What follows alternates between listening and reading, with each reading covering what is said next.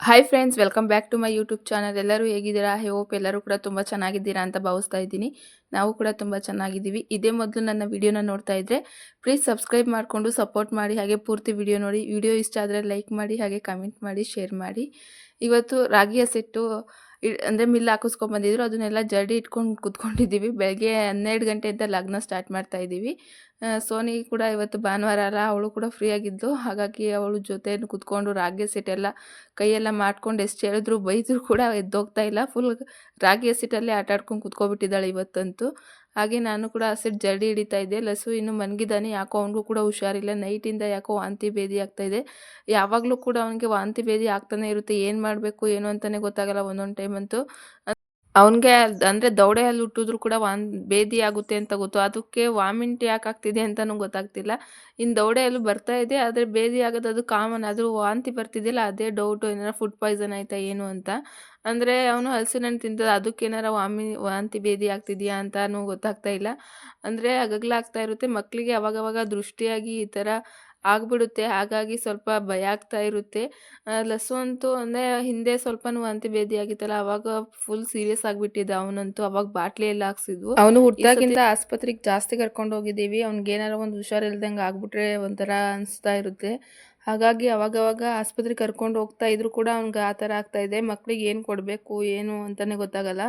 ಆದರೂ ಕೂಡ ಅವನು ಅದು ಆ ಥರ ಈ ಥರ ಎಲ್ಲ ತಿನ್ನಲ್ಲ, ಆದರೂ ಕೂಡ ಈ ಥರ ಆಗ್ತಾಯಿದೆ. ಅಂದರೆ ಮಕ್ಕಳಿಗೆ ಹೇಗೆ ನೋಡ್ಕೊಂಡ್ರೂ ಕಷ್ಟ, ತುಂಬ ಕೇರ್ಫುಲ್ಲಾಗಿ ನೋಡ್ಕೋಬೇಕಾಗುತ್ತೆ. ಈ ಗಂಡು ಮಕ್ಕಳೇ ಅಷ್ಟು ಅನಿಸ್ಬಿಡುತ್ತೆ ಒಂದೊಂದು ಸತಿ. ಆದರೆ ಸೋನಿ ಇಷ್ಟೊಂದು ಇದು ಮಾಡಿಸ್ಲಿಲ್ಲ. ಇನ್ನು ಲಸುನೇ ಜಾಸ್ತಿ ಇದು ಮಾಡಿಕೊಡ್ತಾ ಇರೋದು ನಮಗೆ. ಸ್ವಲ್ಪ ಭಯನೂ ಆಗುತ್ತೆ, ಆದರೆ ಮಕ್ಕಳು ವಿಷಯದಲ್ಲಿ ಏನು ಮಾಡೋಕ್ಕಾಗಲ್ಲ. ಬಂದಿದ್ದೆಲ್ಲ ನಿಭಾಯಿಸ್ಕೊಂಡು ಹೋಗಬೇಕಾಗುತ್ತೆ. ಈ ವಾಂತಿ ಭೇದಿ ಅನ್ನೋದು ತುಂಬಾ ಡೇಂಜರು. ಮಕ್ಕಳನ್ನ ಎಷ್ಟು ಇದು ಮಾಡುತ್ತೆ, ವೀಕ್ ಮಾಡುತ್ತೆ ಅಂದರೆ ತುಂಬಾ ವೀಕ್ ಮಾಡುತ್ತೆ. ಅಂದರೆ ಒಂದೇ ದಿವಸಕ್ಕೆ ಮಕ್ಕಳು ತೂಕನೇ ಬೇಗ ಇಳ್ಕೊಂಡ್ಬಿಡುತ್ತೆ.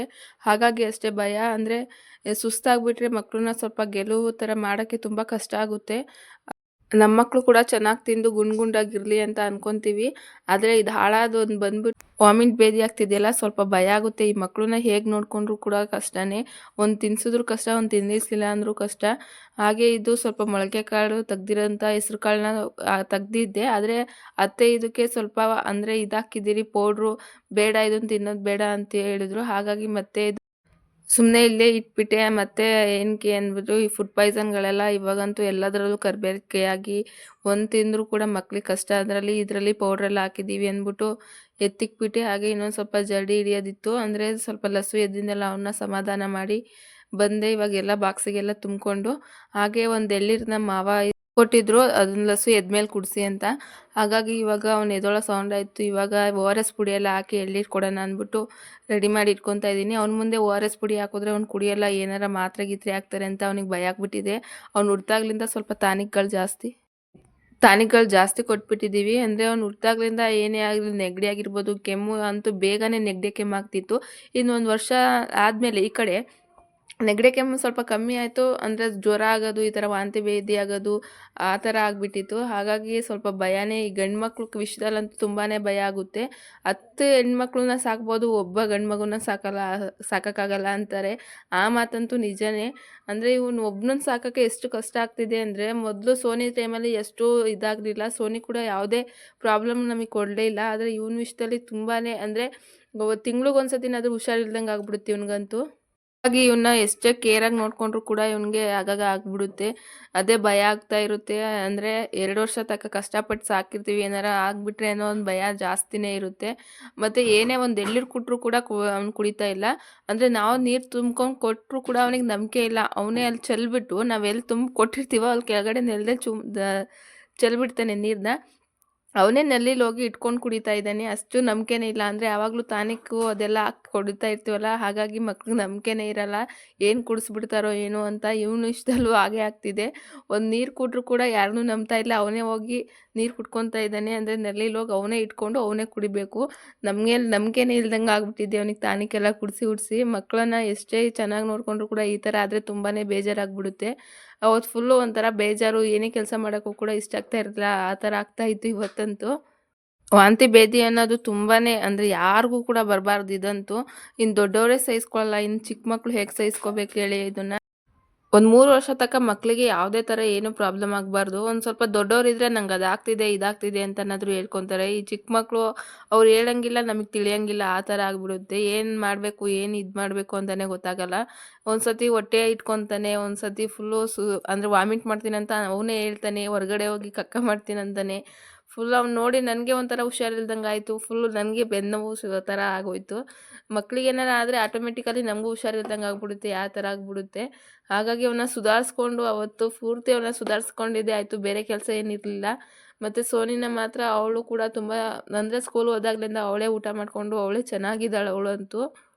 ಇನ್ನು ಲಸ್ಸು ಚೆನ್ನಾಗಿದ್ರೆ ಅವಳಿಗಿಂತ ಚೆನ್ನಾಗಿ ತಿಂತಾನೆ, ಅವನಿಗಿಂತ ಚೆನ್ನಾಗಿ ಓಡಾಡ್ಸ್ಕೊಂಡು ಅವನು ಆ್ಯಕ್ಟಿವ್ ಆಗಿರ್ತಾನೆ.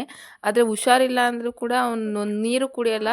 ಅಕ್ಕಂಗೆ ಕೊಡ್ತೀನಿ ಜ್ಯೂಸು ಅಂತ ಸುಳ್ಳು ಹೇಳಿ ಹೇಳಿ ಅವನ್ನ ಜ್ಯೂಸ್ ಕುಡಿಸ್ತಾ ಇದ್ದೀನಿ. ಹೆಂಗೋ ಒಂದು ಮುಕ್ಕಾಲು ಭಾಗ ಅಷ್ಟು ಆಪಲ್ ಜ್ಯೂಸನ್ನ ಕುಡ್ದ. ಅದು ಇರಲಿಲ್ಲ ಅಂದರೆ ನಮ್ಮ ಅತ್ತೆ ಅಂದರೆ ನನ್ನ ನಾದಿನಿ ಆಗಬೇಕು, ಅವ್ಳಿಗೂ ಸ್ವಲ್ಪ ಇದಾಗಿತ್ತು ಅಂದ್ಬಿಟ್ಟು ಅವರು ಹಸ್ಬೆಂಡ್ ಏನೋ ತಂದುಕೊಟ್ಟಿದ್ರು. ಅವರು ಪಾಪ ತಗೊಳಕ್ಕ ಅವ್ನು ಕುಡಿಸು ಅಂತ ಕೊಟ್ಟಳು. ಹೆಂಗೋ ಅವ್ನು ಮುಕ್ಕಾಲು ಭಾಗ ಅಷ್ಟು ಕುಡ್ದ. ಹಾಗೆ ಹುಷಾರಿಲ್ಲ ಅಂದ್ಬಿಟ್ಟು ನಮ್ಮ ಅತ್ತೆ ಅಂದರೆ ಮಕ್ಕಳು ಆಗಾಗ ಬಿದ್ದೋಗ್ತಾರೆ. ಮತ್ತು ಅವರು ಗೊತ್ತಾಗಲ್ಲ, ಹೊರಗಡೆ ಹೋಗಿ ಕುತ್ಕೊಂಡು ಕೈಯಲ್ಲೆಲ್ಲ ಹಾಕ್ಕೊಂಡು ತಿಂತಾ ಇರ್ತಾರೆ. ಅವ್ರು ಇವರು ನೋಡಿ ಕಣ್ಣೆಸ್ರಾಗಿ ಆಗೆಲ್ಲ ಅಂದರೆ ರೋಡಲ್ಲೇ ಕುತ್ಕೊಂಡು ತಿನ್ನೋದು ಆ ಥರ ಎಲ್ಲ ಕಾಲು ಧೂಳೆಲ್ಲ ಆಗಿರುತ್ತೆ. ಇವರು ಅಂದರೆ ಆ ಥರನೇ ಆಗಿದೆ ಅಂತ ಹೇಳಿದ್ರು. ಮುಂಚೆ ಕೂಡ ತೆಗ್ದಿದ್ರು ಒಂದು ಸತಿ, ಆವಾಗ ಹುಷಾರಾಗಿತ್ತು. ಈ ಸತಿನೂ ಕೂಡ ತಗ್ಸೋಣ ಅಂದ್ಬಿಟ್ಟು ಇವಾಗ ರೆಡಿ ಮಾಡ್ಕೊಂಡಿದ್ದಾರೆ. ಇದ್ರ ಬಗ್ಗೆ ನನಗೇನು ಅಷ್ಟೊಂದು ಗೊತ್ತಿಲ್ಲ. ಅಂದರೆ ಹೋದ ಸತಿ ತೆಗ್ದಾಗ ಅಷ್ಟು ಒಂದು ಸತಿ ಮಾಡಿದ್ದಕ್ಕೆ ಅವ್ನಿಗೆ ಅಂದರೆ ಬೇದಿ ಆ ಥರ ಜ್ವರ ಎಲ್ಲ ಬಂದಿತ್ತು, ಆವಾಗ ಕ್ಲಿಯರ್ ಆಗಿತ್ತು. ಈ ಸತಿ ಕೂಡ ಮಾಡಿಸ್ತಾ ಇದ್ದಾರೆ ನಮ್ಮತ್ತೆ. ಅದಕ್ಕೆ ಸ್ವಲ್ಪ ಒಂದು 3 ಥರದ ಬೇಳೆ, ಅನ್ನ ಎಲ್ಲ ಹಾಕಿ ಬೇಯಿಸ್ಕೊಂಡು ಇವಾಗ ಪ್ಲೇಟಲ್ಲಿ ತಂದಿಕ್ಕಿದ್ದೀನಿ. ಅದ್ರ ಜೊತೆ ಒಂದು ಮೊಟ್ಟೆನೂ ಹಾಕ್ಕೊಂಡವ್ರೆ. ಮತ್ತು ಈ ರಾಗಿ ರೊಟ್ಟಿ ಇರುತ್ತಲ್ಲ, ಅದನ್ನು ಚಿಕ್ಕ ಚಿಕ್ಕದಾಗಿ 3 ರೊಟ್ಟಿನ ಮಾಡ್ಕೊಂಬರಮ್ಮ ಅಂದರು. ಅದನ್ನು ಕೂಡ ಮಾಡಿಟ್ಟಿದ್ದೀವಿ. ಇವಾಗ ಲಸುನಾಕ್ ಬಂದು ಅವ್ರ ಮುಂದೆ ಕುಂಡಿಸ್ಕೊಬಿಡ್ತಾರೆ. ಅವನ್ನ ಅಂದರೆ ಅನ್ನ ಎಲ್ಲ ನಿಲ್ಲಿಸಿ ಅದು ಗುಂಡಿ ಎಲ್ಲ ತೆಗ್ದಿದ್ದಾರಲ್ಲ ಅದರಲ್ಲಿ ಹಾಕ್ತಿದ್ದಾರೆ. ಅಂದರೆ 3 ಥರದ ಹೂವು ಎಲ್ಲ ತೊಗೊಂಡಿದ್ದಾರೆ. ಈ ಥರ ನಂಬಿಕೆ ಇಲ್ಲ ಅಂದ್ಕೊತೀವಿ, ಆದರೆ ಮಕ್ಕಳನ್ನ ಈ ಥರ ಅಂದರೆ ಅಡ್ಯಾಪ್ಟ್ ಮಾಡಿಬಿಟ್ರೆ ಅದರಲ್ಲಿ ಕೂಡ ಮಕ್ಕಳು ಹುಷಾರಾಗಿಬಿಡ್ತಾರೆ. ಕೆಲವರು ಮೂಢನಂಬಿಕೆ ಆ ಥರ ಅಂದ್ಕೊತೀವಿ, ಆದರೆ ಕೆಲವೊಂದು ವಿಷಯದಲ್ಲಿ ಎಲ್ಲದರಲ್ಲೂ ಮೂಢನಂಬಿಕೆನ ಮಾಡ್ಕೊಳಕ್ಕೆ ಹೋಗಬಾರ್ದು. ಕೆಲವೊಂದು ವಿಷಯನ ಹಳೆ ಸಂಪ್ರದಾಯದಲ್ಲಿ ಮಾಡ್ಕೊಂಡು ಬಂದಿರ್ತಾರೆ, ಅದು ಕೂಡ ನಿಜಾನೇ ಆಗಿರುತ್ತೆ. ಹೋದ ಸತಿ ಲಸುಗೆ ಈ ಥರ ಆದಾಗ ಮಾಡಿಸಿದಾಗ ಒಂದೇ ನೈಟಿಗೆ ಅವ್ನಿಗೆ ಹುಷಾರಾಯಿತು. ಈ ಸತಿನೂ ಒಂದೇ ನೈಟಿಗೆ ಹುಷಾರಾದರೆ ತುಂಬಾ ಖುಷಿಯಾಗಿಬಿಡುತ್ತೆ. ಅವ್ನು ಊಟ ಮಾಡ್ತಿಲ್ಲ, ನೀರು ಕುಡಿತಿಲ್ಲ, ಅದೇ ಒಂಥರ ಬೇಜಾರಾಗ್ತಿತ್ತು. ನಂಬಿಕೆನೋ ಮೂಢನಂಬಿಕೆನೋ ಒಟ್ಟಿನಲ್ಲಿ ನಮ್ಮ ಮಕ್ಕಳು ನಮಗೆ ಹುಷಾರಾದರೆ ಸಾಕು. ಹಾಗಾಗಿ ಅಜ್ಜಿನ ಕರ್ಕೊಂಬಂದಿದ್ವು, ಸತ್ಯಜ್ಜಿ ಅಂದ್ಬಿಟ್ಟು. ಮಕ್ಕಳಿಗೆ ಕಣ್ಣೆಸರಾಗಿದ್ರೆ ಧೂಳು ಆ ಥರ ಎಲ್ಲ ಆಗಿದ್ರೆ ಪಾಪ ಇವರು ಕೈ ನೀವ್ಸಿದ್ರೆ ಸಾಕು, ಬೇಗನೆ ವಾಸಿ ಆಗಿಬಿಡುತ್ತೆ. ಇವಾಗ ಅನ್ನ ಇತ್ತಲ್ಲ ಅದನ್ನೆಲ್ಲ ನೀವ್ಸಿ ಆ ಗುಂಡಿ ಒಳಗಡೆ ಹಾಕ್ತಾ ಇದ್ದಾರೆ ನೋಡಿ. ಅಂದರೆ ಎಲೆ ಅಡಿಕೆ ಅದಕ್ಕೊಂದು ಸ್ವಲ್ಪ ಕಾಣಿಕೆ ಅನ್ನೋದು, ಅಂದರೆ ಕಾಣಿಕೆ ಅವರೇ 100 ರೂಪಾಯಿ 1000 ರೂಪಾಯಿ ಅಂತ ಕೇಳಲ್ಲ, ನಮಗೆ ಎಷ್ಟಾಗುತ್ತೋ 10 ರೂಪಾಯಿ ಇಟ್ಟರು ಓಕೆ, 5 ರೂಪಾಯಿ ಇಟ್ಟರು ಓಕೆ. ಅಷ್ಟಿಕ್ಬಿಟ್ಟು ಒಂದು ಕಾಯನ್ನು ಗುಂಡಿಯಲ್ಲಿ ಹಾಕ್ತಾರೆ. ಇನ್ನು ಎಲೆಡ್ಕೆ ಮತ್ತು 10 ರೂಪಾಯಿ ಇಕ್ಕಿದ್ದೀವಿ, ಅದನ್ನು ಅವರೇ ಎತ್ಕೊತಾರೆ ಅಷ್ಟೇ. ಪಾಪ ಹಾಸ್ಪಿಟಲ್ಗೆ ಹೋಗಿ ಅಷ್ಟಿಷ್ಟು ಖರ್ಚು ಮಾಡ್ತೀವಿ, ಇವ್ರಿಗೆ ಕೊಟ್ರೇ ಒಳ್ಳೆಯದು. ಅಂದರೆ ಇವಳು ಕೂಡ ನಮ್ಮ ಕಷ್ಟಕ್ಕಾಗಿರ್ತಾರಲ್ಲ, ಹಾಗಾಗಿ ಇವಾಗ ಅದನ್ನು ನಿಲ್ಲಿಸುವೆಲ್ಲ ಗುಂಡಿಲಿ ಹಾಕಿದ್ರಲ್ಲ. ಇವಾಗ ಬೆತ್ತಲೆ ಅಂದರೆ ಪಾಪು ಬಟ್ಟೆ ಎಲ್ಲ ತೆಗೆಸ್ಬಿಟ್ಟು ಅದರಲ್ಲೇ ಸ್ನಾನ ಮಾಡಿಸ್ತಾರೆ ಅದ್ರ ಮುಂದೆ. ಹಾಗಾಗಿ ಇವಾಗ ಅವ್ರ ದೇವ್ರನ್ನೆಲ್ಲ ನೆನೆಸ್ಕೊಂಡು ಪೂಜೆನೆಲ್ಲ ಮಾಡ್ತಿದ್ದಾರೆ. ಬೇಗನೆ ನಿಂತೋಗ್ಲಿ ಅಂತ ನನಗೂ ಅದೇ ಅರ್ಕೆನೆ. ಅದನ್ನೆಲ್ಲ ನೋಡಿ ಲಸು ಅಂತೂ ಫುಲ್ ಎದ್ರುಕೊಂಡ್ಬಿಟ್ಟಿದ್ದ. ನಮ್ಮ ಅತ್ತೆ ಎದ್ಕೊಂಡು ಕೂತಿದ್ದಾರೆ. ಫುಲ್ ಅಳ್ತಾ ಇದ್ದ ಅವನು. ಹೆಂಗೋ ಸಮಾಧಾನ ಮಾಡಿ ಫೋನ್ ಕೊಡ್ತೀನಿ, ಅದು ಕೊಡ್ತೀನಿ, ಅದನ್ನು ಕೊಡಿಸ್ತೀನಿ ಅಂತ ಎಲ್ಲ ಕುಣಿಸಿದ್ದೀವಿ. ಹೆಂಗೋ ಕೂತ್ಕೊಂಡಿದ್ದ. ಇವಾಗ ಬಟ್ಟೆನೆಲ್ಲ ಬಿಚ್ಚಿ ಸ್ನಾನ ಮಾಡಿಸ್ತೀವಿ, ಬಟ್ಟೆ ಬಿಚ್ಚಮ್ಮ ಅಂದರು. ಹಾಗಾಗಿ ಬಟ್ಟೆ ಬಿಚ್ಚೋಣ ಅಂತ ಇಲ್ಲಿ ಬ್ಲರ್ ಮಾಡಿಬಿಟ್ಟು, ಅಂದರೆ ಸ್ವಲ್ಪ ಬೆತ್ತಲೆ ಇರೋದೆಲ್ಲ ತೋರಿಸ್ಬಾರ್ದಲ್ಲ, ಹಾಗಾಗಿ ಇವಾಗ ಸ್ನಾನ ಮಾಡ್ಸೋಕ್ಕೆ ಅಂತ ಇವಾಗ ಅಂದರೆ 3 ಸತಿ ನಿಲ್ಲಿಸಿ ನೀರು ಹಾಕ್ತಾರೆ. 1-2 ಲೋಟ ಅಷ್ಟು, ಅಂದರೆ ತಲೆ ಮೇಲೆ ಹಾಕಬೇಕು. ಹಾಗಾಗಿ ಬಟ್ಟೆನೆಲ್ಲ ಬಿಚ್ತಾ ಇದ್ದೀನಿ, ಅದಕ್ಕೆ ಬ್ಲರ್ನ ಮಾಡಿದ್ದೀನಿ ವಿಡಿಯೋ. ಅದು ಕಾಣಿಸ್ಬಾರ್ದಲ್ಲ, ಅದು ಕಮ್ಯುನಿಟಿ ಗೈಡ್ಲೈನ್, ಯೂಟ್ಯೂಬ್ ರೂಲ್ಸ್ ಎಲ್ಲ ಇದೆ. ಹಾಗಾಗಿ ಅದನ್ನು ಪಾಲಿಸಿನ ಇದು ಮಾಡಬಾರ್ದು ಅಂದ್ಬಿಟ್ಟು ಇದು ಸ್ವಲ್ಪ ಬ್ಲರ್ ಮಾಡ್ಕೊಂಡಿದ್ದೀನಿ ಅಷ್ಟೇ. ಯಾಕಂದರೆ ಒಂದು ಸತಿ ನಾನು ಅನುಭವಿಸಿದ್ದೀನಿ. ಅಂದರೆ ಕಮ್ಯುನಿಟಿ ಗೈಡ್ಲೈನ್ ಸ್ಟ್ರೈಕ್ ಬಂದುಬಿಡುತ್ತೆ. ಹಾಗಾಗಿ ಹೋದ ಸತಿ ಏನು ವಾರ್ನಿಂಗ್ ಕೊಟ್ಟಿರಲಿಲ್ಲ, ಒಂದು ಇದು ಬಂದಿತ್ತು ಅಷ್ಟೇ, ಇಮೇಲ್ ID ಯಿಂದ ಒಂದು ಇದು ಬಂದಿತ್ತು. ಆದರೆ ಈ ಸರ್ತಿ ಮತ್ತೆ ಆ ತಪ್ಪನ್ನ ಮಾಡೋಕ್ಕೆ ಹೋದರೆ ಕಮ್ಯುನಿಟಿ ಗೈಡ್ಲೈನ್ ಫಸ್ಟ್ ಬಂದುಬಿಡುತ್ತೆ. ಹಾಗಾಗಿ ಬ್ಲರ್ ಮಾಡ್ಕೊಂಡಿದ್ದೀನಿ. ಅಂದರೆ ಯಾವ ವಿಷಯದಲ್ಲಿ ಅಂದರೆ ಮಗುನ ಚಡ್ಡಿ ಹಾಕ್ತೇನೆ ಕೂತ್ಕೊಂಡ್ಬಿಟ್ಟಿದ್ದಲ್ಲ, ಸೊ ಅದು ಎಡಿಟ್ ಮಾಡಬೇಕಾದ್ರೂ ನೋಡಿಲ್ಲ, ಅದನ್ನು ಅಪ್ಲೋಡ್ ಮಾಡಬೇಕಾದ್ರೂ ನೋಡಿಲ್ಲ. ಹಾಗಾಗಿ ಅವಾಗ ಕಮ್ಯುನಿಟಿ ಗೈಡ್ಲೈನ್ ಫಸ್ಟು ಇದು ಬಂದಿತ್ತು. ಇವಾಗಲೂ ಮತ್ತೆ ಅದೇ ತಪ್ಪು ಮಾಡಬಾರ್ದಲ್ಲ ಅಂದ್ಬಿಟ್ಟು ಬ್ಲರ್ ಮಾಡಿದೆ. ಇವಾಗೆಲ್ಲ ಅವನಿಗೆ ಸ್ನಾನ ಮುಗೀತು, ಆದರೆ ಬಟ್ಟೆ ಇನ್ನೂ ಹಾಕಿಲ್ಲ. ನಾನು ಸ್ವಲ್ಪ ಸೈಡಿಗೆ ನಿಂತಿದ್ದಿರಲ್ಲ, ಹಾಗಾಗಿ ಇಲ್ಲೇನು ಬ್ಲರ್ ಮಾಡೋಕ್ಕೆ ಹೋಗಿಲ್ಲ, ಏನೂ ಕಾಣಿಸಲ್ಲ ಅಂದ್ಬಿಟ್ಟು ಈ ಸತಿ 3 ಸತಿ ನಿಲ್ಲಿಸ್ಬಿಟ್ಟು ಇವಾಗ ಮತ್ತೆ ಈ ಕಡೆ ಬಂದ್ಲಲ್ಲ, ಹಾಗಾಗಿ ಸ್ವಲ್ಪ ಕಾಣಿಸುತ್ತೆ ಅಂದ್ಬಿಟ್ಟು ಮತ್ತೆ ಇಲ್ಲಿ ಬ್ಲರ್ ಮಾಡಿಕೊಂಡು ಇವಾಗ ಆ ಅಜ್ಜಿನೇ ಇವಾಗ ತಲೆ ಮೇಲೆ ನೀರು ಹುಯ್ತಾ ಇದ್ದಾರೆ. ಅಂದರೆ ಆ ಗುಂಡಿ ಇತ್ತಲ್ಲ, ಆ ಗುಂಡಿನ ಮುಚ್ಚಿಬಿಟ್ಟು ಆ ಗುಂಡಿ ಮೇಲೆ ಕುಂಡಿಸ್ಬಿಟ್ಟು ಇವಾಗ ಸ್ನಾನ ಎಲ್ಲ ಮುಗಿಸ್ಕೊಂಡಾದ್ಮೇಲೆ ಈ ಕಡೆ 3 ಥರ ಅಂದರೆ ಆ ಕಡೆಯಿಂದ ಈ ಕಡೆ ಇದು ಮಾಡ್ಕೊತಾ ಇದ್ದೀನಿ ಅಷ್ಟೇ. ಅದನ್ನೆಲ್ಲ ಮುಗಿಸು ಇವಾಗ ಲಸುನ ಸ್ವಲ್ಪ ಟಾನಿಕ್ ಹಾಕ್ತೆ, ಆದರೂ ಕೂಡ ಅಂದರೆ ಆಸ್ಪೆಟ್ಲ್ ಕಾಯಿಲೆ ಅದು ಇದು ಅಂತೀವಲ್ಲ, ಹಾಗಾಗಿ ಸ್ವಲ್ಪ ಬೇದಿ ಮತ್ತು ವಾಮಿಂಟು ಅದು ಕೂಡ ಟಾನಿಕ್ ಹಾಕಿದ್ದೀನಿ. ಅಂದರೆ ಈ ಥರ ಮಾಡೋ ಬದಲು ಡೈರೆಕ್ಟಾಗಿ ಹಾಸ್ಪಿಟಲ್ಗೆ ಹೋಗ್ಬೋದಲ್ಲ ಅಂತ ಅಂದ್ಕೊತೀವಿ. ಆದರೆ ಒಂದು 15 ದಿವಸನೂ ಆಗಿಲ್ಲ ನಾವು ಆಸ್ಪತ್ರೆಗೆ ಹೋಗಿ ಲಸುನ ತೋರಿಸ್ಕೊಬಂದು, ಮತ್ತೆ ಎಷ್ಟೊತ್ತಿ ಆಸ್ಪತ್ರೆಗೆ ಹೋಗ್ತಾ ಇರೋದು ಅಂದ್ಬಿಟ್ಟು, ಅಂದರೆ ಇವತ್ತೊಂದು ನೈಟ್ ನೋಡೋಣ, ಇದು ವಾಸಿ ಆಗಲಿಲ್ಲ ಅಂದರೆ ಬೆಳಗ್ಗೆ ಬೇಗನೆ ಹೋಗ್ಬಿಡೋಣ ಅಂದ್ಬಿಟ್ಟು ಇದನ್ನು ಮಾಡಿಕೊಂಡು ಅಷ್ಟೇ. ಸೋಮವಾರ ಬೆಳಗ್ಗೆ ಡಾಕ್ಟ್ರು ಕೂಡ ಸಿಗ್ತಾರೆ ಬೆಳಗ್ಗೆನೇ, ಇನ್ನು ಭಾನುವಾರ ಎಲ್ಲ ರಜೆ ಇರುತ್ತೆ ಅಂದ್ಬಿಟ್ಟು ಈ ಥರ ಮಾಡಿಕೊಂಡು ನೋಡೋಣ ಏನು ಅಂತ. ಹಾಗೆ ಇವಾಗ ಅಡುಗೆನೆಲ್ಲ ಮಾಡ್ಕೊಳ್ಳೋಕ್ಕೆ ಅಂತ ಬಂದೆ. ಸಿಂಪಲ್ಲಾಗಿ ಒಂಥರ ಟೊಮೊಟೊ ಬಾತ್ ಥರ ಮಾಡಿಬಿಡೋಣ ಅಂತ ಅಂದ್ಬಿಟ್ಟು ಇವಾಗ ರೆಡಿ ಮಾಡಿಕೊಂಡು ಅಡುಗೆನ ಮಾಡ್ತಾಯಿದ್ದೀನಿ. ಏನೇ ಮಾಡೋಕ್ಕೂ ಕೂಡ ಬೇಜಾರಾಗ್ತಾ ಇರುತ್ತೆ ಮಕ್ಕಳಿಗೇನಾರ ಆದರೆ. ಇವತ್ತು ವಾಸಿ ಆಗಲಿಲ್ಲ ಅಂದರೆ ಬೆಳಗ್ಗೆ 7 ಗಂಟೆಗೆ ಡಾಕ್ಟ್ರು ಬರ್ತಾರೆ. ಅಂದರೆ ಲಸುಗೆ ಒಂದು ಡಾಕ್ಟ್ರ್ ಹತ್ರನೇ ಅಷ್ಟೇ ಅವ್ನಿಗೆ ಹುಷಾರಾಗೋದು, ಬೇರೆ ಬೇರೆ ಕಡೆ ತೋರಿಸಿದ್ರೆ ಬೇಗ ಹುಷಾರಾಗಲ್ಲ. ಅವ್ರು ಬೆಳಗ್ಗೆ ಬಂದು 10 ಗಂಟೆ ಅಷ್ಟರೊಳಗೆ ಹೋಗ್ಬಿಡ್ತಾರೆ. ಹಾಗಾಗಿ ಬೆಳಗ್ಗೆ 7 ಗಂಟೆಗೆ ಹೋಗಿ ತೋರಿಸ್ಕೊಂಬಂದ್ಬಿಡೋಣ ಅಂದ್ಬಿಟ್ಟು ಇವಾಗ ನೈಟ್ ಮಾಡಿದ್ವು. ಅದು ಹುಷಾರಾಗಲಿಲ್ಲ ಅಂದರೆ ಬೆಳಗ್ಗೆ ಹೋಗೋಣ ಅಂದ್ಬಿಟ್ಟು. ಹೋದ ಸತಿ ಈ ಥರ ಮಾಡಿದಾಗ ಹುಷಾರಾಗಿತ್ತು, ಹಾಸ್ಪಿಟ್ಲಿಗೆಲ್ಲ ತೋರಿಸಾದ್ಮೇಲೆ ಆ ಥರ ಮಾಡಿದ್ವು, ಬೇಗನೆ ಹುಷಾರಾಯಿತು. ಹಾಗಾಗಿ ಈ ಸತಿ ಫಸ್ಟೇ ಮಾಡಿಸ್ಬಿಟ್ಟು ಹುಷಾರಾಗಲಿಲ್ಲ ಅಂದರೆ ಆಸ್ಪತ್ರೆಗೆ ಹೋಗೋಣ ಅಂದ್ಬಿಟ್ಟು ಅಂದ್ಕೊಂಡು ಇವಾಗ ಅವನ್ನ ಮನ್ಗಿಸ್ಬಿಟ್ಟು ಇವಾಗ ಬಂದು ಅಡುಗೆನ ಮಾಡ್ತಾಯಿದ್ದೀನಿ. ಇವಾಗ ಅಂದರೆ ಸಿಂಪಲ್ಲಾಗಿ ಸ್ವಲ್ಪ ಟೊಮೊಟೊ ಬಾತ್ ಮಾಡಿಬಿಡೋಣ ಅಂದ್ಬಿಟ್ಟು ಮಾಡ್ಕೊತಾ ಇದ್ದೀನಿ. ಅಂದರೆ ರೇಷನ್ ಅಕ್ಕಿನೇ ಬಳಸಿ ಮಾಡಿದ್ದೆ, ಸುಮ್ಮನೆ ಏನು ಮಾಡೋಕ್ಕೂ ಕೂಡ ಇಂಟ್ರೆಸ್ಟ್ ಇರಲಿಲ್ಲ. ನೋಡಿ ಈ ಥರ ಮಾಡಿದ್ದೀನಿ. ಆದರೂ ಕೂಡ ನಾವು ಸಿಂಪಲ್ಲಾಗಿ ಮಾಡಿದ್ರು ಕೂಡ ಅದು ತುಂಬ ಟೇಸ್ಟ್ ಇರುತ್ತೆ. ಅದು ಇದು ಎಲ್ಲ ಅಳಮಳೆ ಎಲ್ಲ ಹಾಕಿ ಮಾಡಿದ್ರೆ ಯಾವುದೇ ಟೇಸ್ಟ್ ಇರೋಲ್ಲ. ಸುಮ್ಮನೆ ಬೇಕಾಬಿಟ್ಟಿ ಮಾಡಿದ್ರೆ ಅದೇ ಅಡುಗೆ ಎಷ್ಟು ಚೆನ್ನಾಗಿರುತ್ತಲ್ಲ. ಹಾಗಾಗಿ ಸ್ವಲ್ಪ ಇವಾಗ ಖಾರದ ಪುಡಿನ ಹಾಕ್ಕೊಂಡಿದ್ದೀನಿ. ಅಂದರೆ ಮೊನ್ನೆ ಖಾರದ ಪುಡಿ ಮಾಡಿಸಿದ್ವಲ್ಲ, ಆ ಖಾರದ ಪುಡಿ ಕಲರ್ ಅಂತೂ ತುಂಬ ಚೆನ್ನಾಗಿತ್ತು.